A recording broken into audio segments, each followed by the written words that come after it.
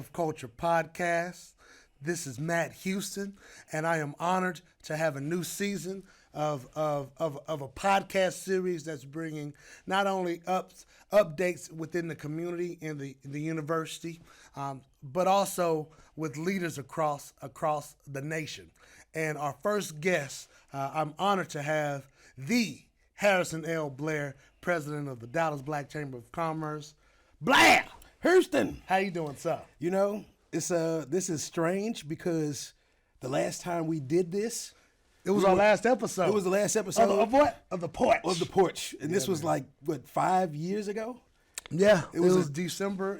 It was in December around 2018. It was pre-pandemic. You know, nobody was coughing, or if they did, you just were like, I got the cold. Yeah, they must have a common cold. If you have the flu, brother, stay back. Exactly. But if you had a flu shot, it wasn't a big deal. I didn't have a house yet. Wow. Let's talk about this. So last time, our last recording, and we'll make it available. We'll make that recording available on Facebook. It's somewhere in the 5 years ago. I hope it's up to par. Yeah. Well, we'll see. It's definitely something to reflect on. There was no AI to write scripts back then. There was no AI. We did not. We were inside the basement of my parents' home, in which it was my father's office. A lot of black art, a lot of Buffalo Soldiers. Exactly. Strewn about the wall. So since then, we remodeled it. We've made it an in-laws quarters for my mother. Shouts out to my wife and to my sister-in-law, the interior designers and architects of this space where we can all have our family in one home. And so it's a different look there. You have a different look. You have a shirt and tie on, looking all official, like a referee whistle. Whoop, whoop. So, but you know, and I'll say this has been a growing experience. Yeah. You know, man, you were with me the first day of this job. And we actually started the Porch, almost 7-8 years ago? Yeah. And in us doing that, I remember transitioning from the show and knowing this is our last episode in December 2019, and knowing that we were just about to embark on so many transformations. Not just me coming into the chamber, but you expanded as a leader just from where you were at that time tremendously to now. You know, today you're a professor, you're a husband, you're a dad. I'm a father. That's insane. That's life-changing. That is life-changing by itself. He has a baby strapped to him. Coming soon. He has a baby strapped to him when I see him now. And firstly, it brings great joy because it's a mini Matt. He looks just like a mini Houston. No offense, CC, but I mean he looks just like a mini Houston. Yeah. So this that comes, you know, there are pros and cons to that, brother. You said pros and cons based on his behavior, right? But I'm extremely humbled. I've changed since we've last spoken publicly on a medium like this, and I can't wait to share with the world how my perspective has changed as a husband, as someone who is coexisting with a phenomenal woman, someone who is educated, someone who has a great family, someone who's holding me accountable of something that my singlehood did not have. And so, man, yeah, you know that also, right? Man, so. And you know, and let me just start. This is a great place to start to say my marriage, because I think that is the bedrock relationship. Shouts out to Sister Blair. Shout out to Tiana K. Blair. Who just got the Juanita Craft Artist in Residence Award this morning. So Damn. We've been celebrating that all day. So if you call her, just pick up the phone and say, hey, I'd like to speak to the Juanita Craft Artist in Residence. Is she there? Well deserved. Well deserved. A true artist, a professor at SMU, a consummate leader, and somebody who does check me regularly. And excuse my French, but I don't know if you agree with this or not, but most of marriage, in a sense, is about waking up and deciding, I'm not going to be an asshole today. That's real. I'm going to be a good person. I'm going to compete to see if I can be nicer. Because I'm not, you know, in that 5 years. Oh, you dropping words, man. We're not on the porch anymore, man. Well, but look, we're not on the porch, but if we're talking about collaborative culture, you have to collaborate with your significant other more than anybody else. That person knows who you are. They see where you are weak and where you have fallen. They see where you are amazing. They also see all those things that hurt you and the way other people hurt you and how that transforms you. And in this 5-year period between now and then, we were like newlyweds when we did our last episode of The Porch together. Tiana was there for many of the episodes that we filmed. So She was our quasi producer. She gave us reluctantly our producer. So you all are not paying me to do this. So but I really appreciate her perspective, and am taking note even of all of the feedback that she provided with us years ago are applicable today, and they have enhanced my presentation, the way I present myself to people. So I appreciate your better half for sure. And let me also say, Matt, this podcast, when we started it in like 2016, 2017, whenever, I can't even remember, it seems so long ago when we started it, that was my first time being on a filmed, camera, or just even if we had 2 cell phones and no microphone and some stands and a couple of drinks, it was the first time I'd ever expressed thoughts openly that we would just have conversations about on the porch. And I know we covered this some almost 10 years ago now, why we started the porch and what it was about, but it started as 2 friends, a mentor and a mentee. And just so you know, if you're looking at this at home, I was at Matt's house in Oak Cliff so much on his porch. I wasn't even home. He wasn't even home sometimes. I was just on his porch. We would have cigars. We might have some brown to wash it down. And we would talk about things that were impacting us as black men from 2 very close but different generations. Exactly. We would talk about what it meant to be us, what I would consider legacy bearers. So definitely different, multiple we're second generation Dallas leader type community involved people. Mm-hmm. So, and I remember people who are now council members and folks who are movers and shakers now would call us then and say, "Hey, I love to grab a drink and talk about behind the scenes of the show." And that was for me, that was kind of like a shocking thing, because I remember not thinking anybody watched that show. Like nobody gets on Facebook Live to see what our nascent thoughts are. Right. Yeah. Exactly. And we not only did we use this podcast to have conversations that we thought people in our network or sphere of influence should know, we read books together. We grew and we challenged Rage ourselves. was the one that really stuck out with me as it started my journey into understanding black feminism specifically, but also how I need to engage in the space and how I don't let past ills or history, the negative aspects of history, impact how we can move together collectively and inclusively together for the future. So, man, and Houston, I also want to say too, thank you for welcoming me onto Collaborative Culture, your podcast, because this is a great opportunity. I wouldn't even say for closure, but for a new beginning. There's a lot now that I think I can share over my 4 or 5, I guess it's been 5 years journey now with the chamber, and just watching you grow as a leader, and not only work within the Dallas Black Chamber where you started me, but expanding into TAC as a leader there, from vice chair up to now the chairman of the board that represents the state that has the biggest black population in the nation. And thank you. And really, truly, and the way you treat your wife, the way you respect your family, how you've grown as a human is also very important to me. And I think some of my growth came just by way of being near you in your process. Because although we've not been on camera and we've not been doing the porch per se, we've been in communion. We've broken bread. Exactly. So, not enough. Not enough, but definitely keeping up with one another. Thank you. I want to stop and receive that. Thank you for that, bro. Without you and Tiana, I started my courtship with Cece, she started becoming our in studio guest while we were dating reluctantly. Also, I guess. Shouts out to the amazing significant others. But you all were a model that I enjoyed to see and witness as a couple, particularly navigating in this space. And I appreciate that contribution as we love you all as a couple and view you all as someone who we can build together. So thank you. Thank you, Brother Houston. All right, we're going to transition to work because this could be an entire season. Exactly. Talk to us about the Dallas Black Chamber. You just mentioned that you are going into your 5th year. Talk to me about year 1.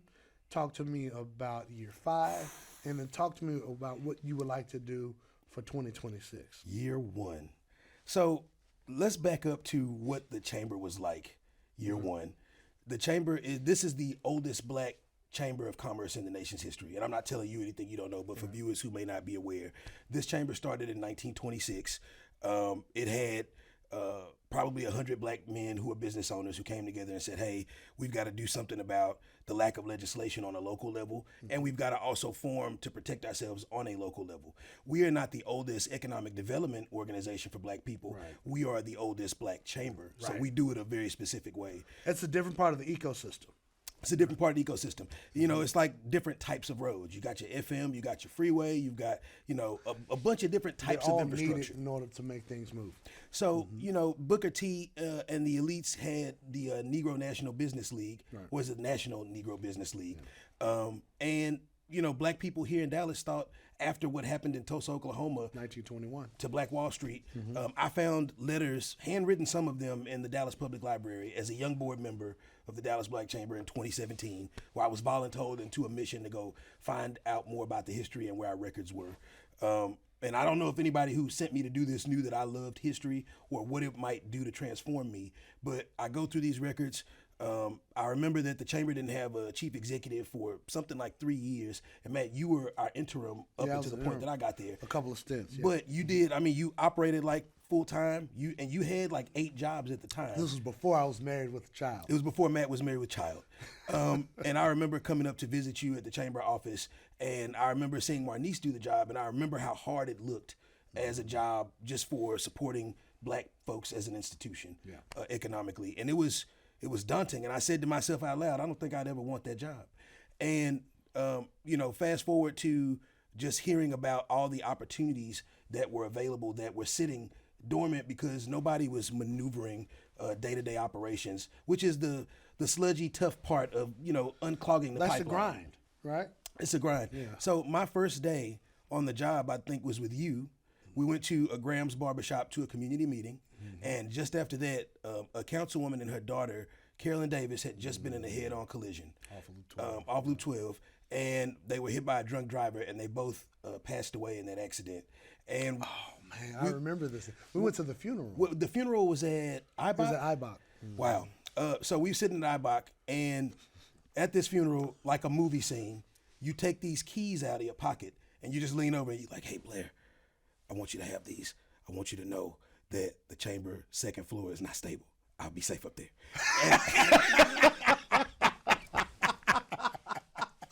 So it was like a movie because and it was not only you physically handing me the keys to the building as then the leader and a former chairman, and as the legacy of perhaps one of the greatest presidents that we've ever had, who centered black business in Dallas, even at a national level. It was a big deal, and I felt the transition. And it was also mentally important to just be focused because we're sitting here at this funeral of black leaders. Of a black leader and her daughter, and I'm understanding these are the halls of power, and that now, as we operate this almost 100-year institution, we've got to be in spaces like this. Yeah. And in that first year, my mind was expanded because not only would I be in places of depth in terms of blackness, but I might be sitting, from MLK, and if you've been on any MLK in America, you know where every MLK is. Mm-hmm. So I'm leaving the hood and I'm going over to North Dallas, far North Dallas, short North Dallas, and I'm sitting in homes with, much more acreage than the eye can see, or a swimming pool that looks like, one of the Great Lakes. Right. And they're talking about what they need. And then I'm coming back to South Dallas and Oak Cliff and Pleasant Grove, and I'm talking to my leaders about what they need, and just trying to find out how does the chamber fit in this new space at this time. And it was critical because the question I got so much prior to the pandemic was, why do we need a black chamber anyway? Right. We've had a black president. I know we have Trump in office, and we have the internet, right? We don't need brick and mortar. We don't need buildings to conduct business for individual workers, theoretically. So it was a hard 6 months too. Mm-hmm. It was from June or July 19th of 2019 up until January of that next year. It was a hard grind. I had to find out what the operations were. I had to work with board members like you who were really engaged, who wanted to figure out how to get me onboarded and ramped up really quickly, learn all the relationships and networks. And we had to do somewhat of an apology tour because there were programs and projects that we just did not have the capacity to be a part of anymore. And the chamber has been so much to so many people as the first black chamber in this region that we've touched every part of North Texas in some way. And I had to learn from those people who were used to us being there where we no longer may have been active, what we needed to do. And it was not always fun. In fact, after being worn like house shoes that first, 6 months, I kept asking myself, is this how this is going to go? And we didn't have a lot of staff then either. It was, I was the primary staff person. Well, you were essentially a startup. We were essentially a startup with 94 years of history then, I think, or 93 years of history then. And in that process, for that first gala, which was at the Hall of State, very posh, until they brought out the plasticware. And y'all call it plastic. Acrylic sounds better. And acrylic doesn't look better than the real thing. It does not look better than the real thing.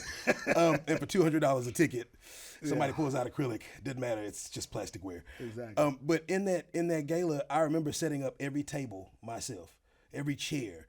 And though we had a company come in and decorate it, just the physical work of making sure it was a success. That was what was your motivation or inspiration for having such a grandiose type event? Because I remember that event. That was actually the first event my wife and I, then girlfriend, attended at the Fair Park at the Hall of State. What was the purpose of making it classic? Because I remember it was a very classy theme. This was the first time that people were excited about kind of getting formal with the Black Chamber in a while. In our recent history, we've had business professional, business wear, but I remember buying a smoking jacket, a white smoking jacket tuxedo. Yeah, exactly. You were very sharp that night too. Let me just say, well, I appreciate with the black trim, it was very eloquent. So, UNCC looked like a true item. I knew y'all were gonna make it. Then I knew it. The reason we decided to upscale this event, at least with a theme, is because we had gone to several galas that by this point in the year. Everybody has their gala at some big point for their organization. And the one that really impacted me was the Dallas Theater Center Gala.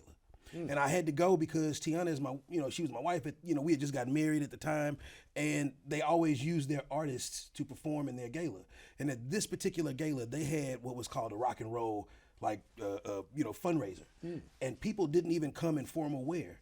I had on a tux, but everybody else had on an outfit like Twisted Sister, Led Zeppelin, and they had somebody dressed like Prince, and all these different artists that we revere and hold in high regard. The card that you had as your menu was also your card for the auction, and it was silhouetted after famous Rock and Roll Hall of Fame folks.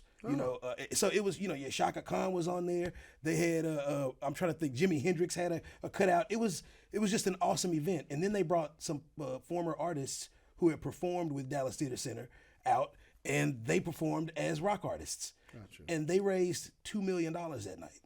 And what I remembered about it is I remembered the number that was raised, and I remembered how much fun I had dancing the songs. I didn't know that well, but it was an atmosphere.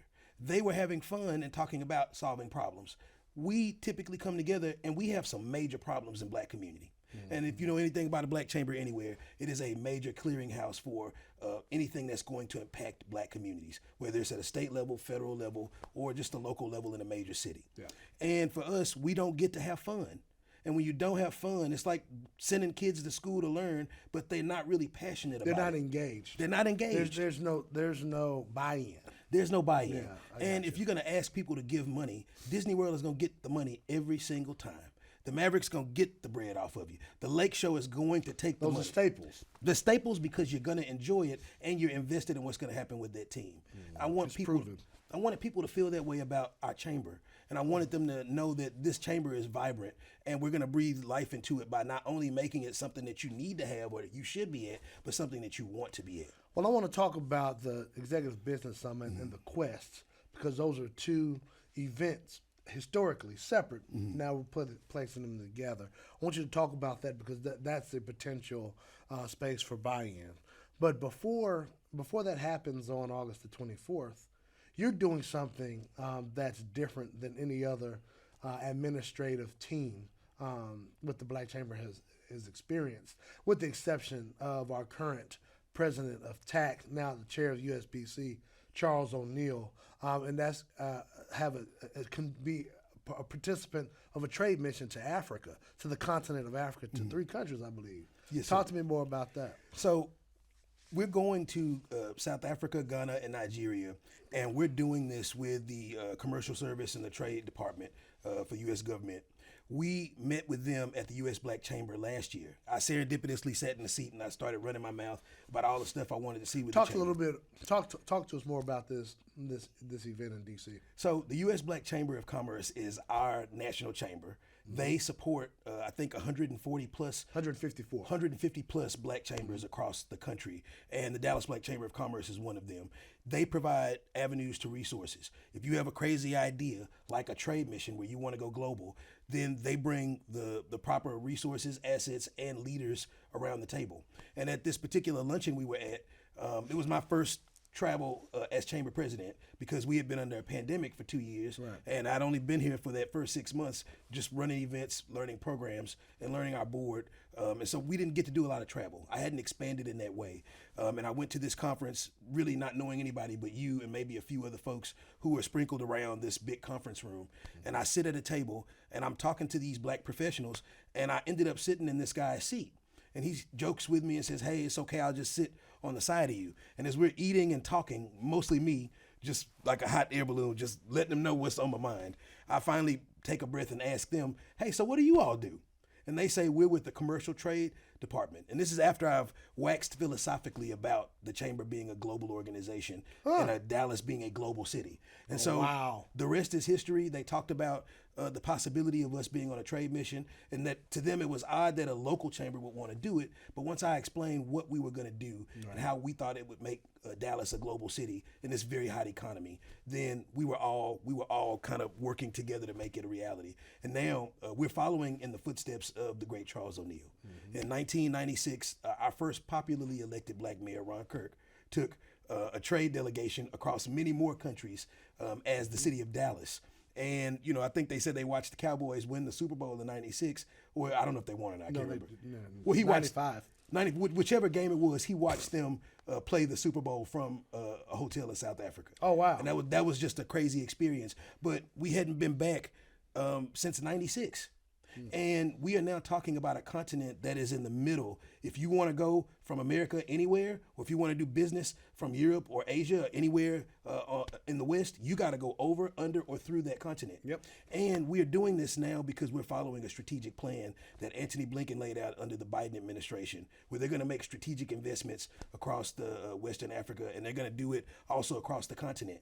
And you'd be surprised that the U.S. government has some of the same issues they have that we have right here in Dallas, where they call the leaders who are not from Southern Dallas may call all of Southern Dallas South Dallas. Well, the way that our country breaks up the African continent, the MENA, Middle East and Northern Africa, the way we break it up is not really clear to the African nations who are actually represented there. There you go. So okay. So in the global dynamics of it all, we think it's really important for us to be there because we want to make that connection in a heartfelt way. We want them to know that what the government is talking about with infrastructure, sustainability, and climate change, and just investing in true small business and economic development in their countries means that we have to do it for us as well. And us connecting means that we're going to make a lot of opportunity for generations of leaders. Thank you. I look forward to hearing more about this trip. How long is this trip? When are you leaving? So we leave this Friday. Okay. I'm very nervous. I've gotten all the shots. It took an act of Congress to get into Nigeria, to get a visa, and it was a little bit easier to get into Ghana because they want you to come home. Right. But it was a lot of work because we're building a relationship. As much as it's about business, it's also a diplomatic mission. Mm-hmm. So we got a lot of training about which hand to use, how to not cross your legs in certain spaces where you may be sitting with royalty. So it's like getting ready to meet the Queen, except we're going to meet the King. We're going to meet our people. And we're very excited. I hear that they are very excited to meet us. And you've heard, from Charles O'Neill's latest trip with the U.S. Last Black year. Chamber to Morocco, that the U.S. hadn't laid out much in terms of policy before Antony Blinken started talking about his plan. So we want to go and further what our Secretary of State and our President are talking about in terms of investments in the region. Wow. Thank you for that. I think that's really important to have an international reach, particularly with us being in Dallas, which is an international business city that is striving to become an international city culturally, philosophically, all of the other check boxes. So thank you for creating an inclusion pipeline so that our businesses could potentially build relationships with the motherland. Quick question. Yes, sir.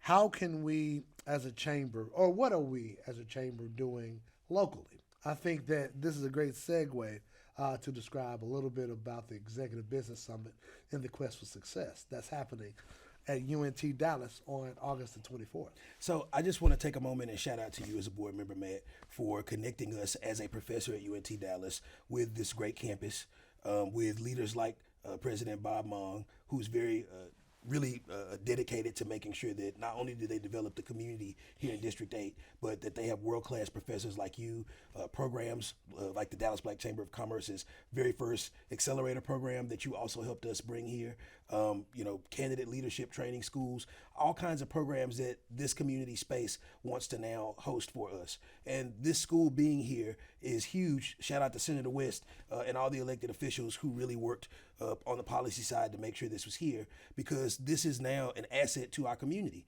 You live down the street, I live down the street, and how often do you get to host a world-class event in a world-class facility in the southern sector? Right.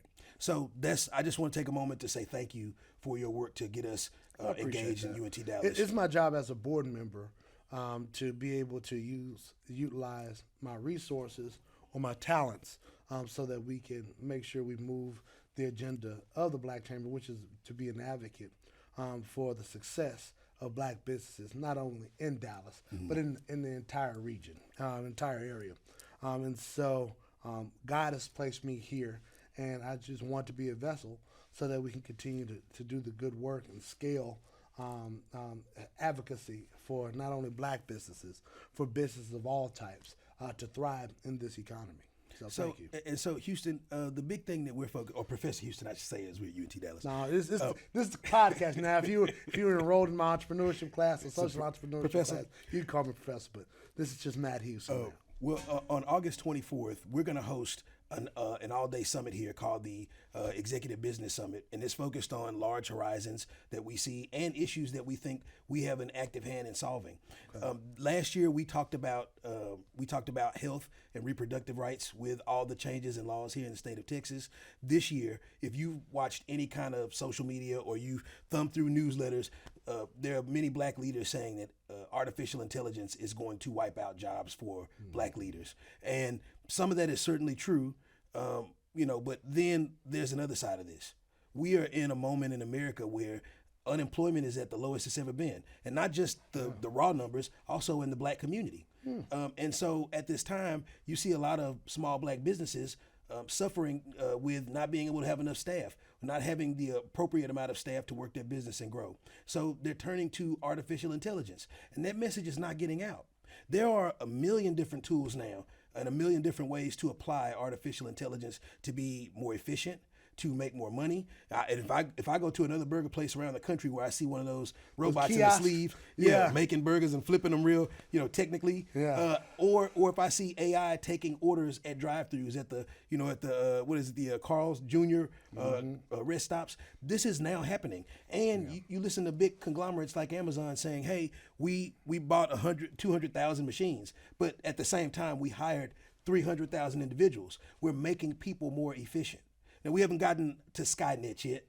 Terminator's not liquidizing and jumping into the system to harm us. And I do think that we should be concerned about what's going to happen there. But at our event on the 24th, we're going to spend a lot of time talking to nonprofits small businesses and some of our growing, thriving businesses about how these tools can really impact your business, your nonprofit, and how it impacts the service that you give to those members of the community that you're serving. We're also going to have some legislative updates. We'd be foolish not to have people like Benton Jones to come talk about what tax relief is going to look like from the state now that they've worked this major deal. Or if we can get Council Member Tanel Atkins, who's been over economic development for the city, to give us an economic development update and what that means for small businesses and all the work that he's doing. Or have different developers come and have a roundtable and talk about what's being built in our communities. We're going to stop in the middle of our day and we're going to go to Founders Hall, and we're going to have, or the Student Center rather, and we're going to have our luncheon. And there we're going to honor our Quest for Success winners. And this is a program that your dad and people like Leary Howland, who worked with the Chamber, started or created almost 1985, almost 38 years ago, if not more. But did I get my math right? But in there, the big thing here is we celebrate entrepreneurs who are not just making a great profit, but they're lifting as they climb. And we've now honored hundreds of business owners, entrepreneurs. We've also expanded to nonprofit leaders because a nonprofit is a social sector business. And we're wanting to make sure that we start talking about all the ways that we are working together in community. And this is for our brightest stars. So we're very excited about this. And here's a connection between our trade mission and the Quest for Success. Joseph Akintilayo, who runs Renaissance Labs, which is based here in Dallas, but also has affiliates in Nigeria where he's from. They have a group that's going to actually work on an app that doesn't exist yet that the Chamber is developing. And they're going to do it for a fraction of the cost. So when you're inventing something that doesn't, exist yet, or you're trying to create technology, that just sounds like it's going to be $1 million investment. Right. But if you go to outsource some of that work in countries where people look like you and they have the technical ability to pull it off and the genius to make it happen, you're going to save a lot of money and you're going to get a world-class product. And so we're going to actually get to meet the Renaissance Labs team who's going to work on this new technology that Chase has sponsored with us. And this is all because we worked with our Quest winner, Joseph Akintilayo. He connected us to his firm and all the amazing things that they're going to do. So hopefully we'll have him here with us and we can talk about the resource guide, and hopefully we'll be able to roll it out by the 24th.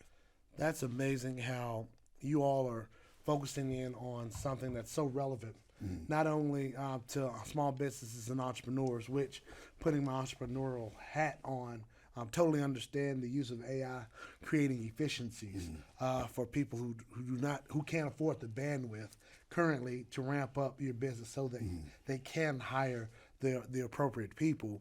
But at the same time, having it at a university in which AI has been discussed for the last year plus, because we are concerned from an academic perspective on how this can negatively impact the development of students. And so this is, the UNT Dallas Urban Search Institute, Dr. James Agbazaki, conducted a two-part AI series last year that I'll also include in this link in the feed on the impact of AI from an academic standpoint. And I would love for people to attend on the 24th to continue that conversation, because we've had over 6 to 8 months of more data, more information, more knowledge about this space, and would like to know how we can either use it, how we can facilitate it, or even how we monitor it. And so, tell people how can people attend the Quest for Success / Executive Business Summit. So you can get tickets at dbcc.org. You click on the calendar and then you go down to the event for the 24th and you can find tickets there. If you wish to sponsor, there are also sponsorship levels that will get your business out in community. And each different level is not just for corporations. We've now got a number of small businesses that are really sponsoring these events because they want their logo and their brand next to some of our corporate partners because that helps them expand. And the person who really makes all of this work internally as our operations leader is Tigist Solomon. Shout out to Tigist Solomon. She's a Swiss Army knife who really helps as a staff person. She's oftentimes the first voice that you'll hear as a member, especially if you're needing service. And she's out in the community. So if you see Tigist and you want to know more, you can also ask her. Our emails are hblair@dbcc.org and tsolomon@dbcc.org. So if you want to know more about how you can sponsor, you can do it there. Mr. Blair, thank you for joining. Thank you for being my first guest of the Collaborative Culture Podcast, Fall 2023. I'm proud of you. Keep up the great work and keep grinding hard to build our businesses, all right? Thank you for having me, Mr. Houston. All right, Professor. Peace. This has been the Collaborative Culture Podcast. Please join us, like us, and please continue the conversation. If you have any questions, please feel free to contact me at any time at info@collaborativeculturellc.com. Again, like us on Facebook, like us on IG, like us on YouTube. Man, you heard? Yes, sir. I'm sorry, man. Did I mess up? No, you good, bro. Okay, cool. Hello. We're doing it like it's the old days. We don't know how to stop. We just stop. And we keep rolling. This is Porch. Yeah.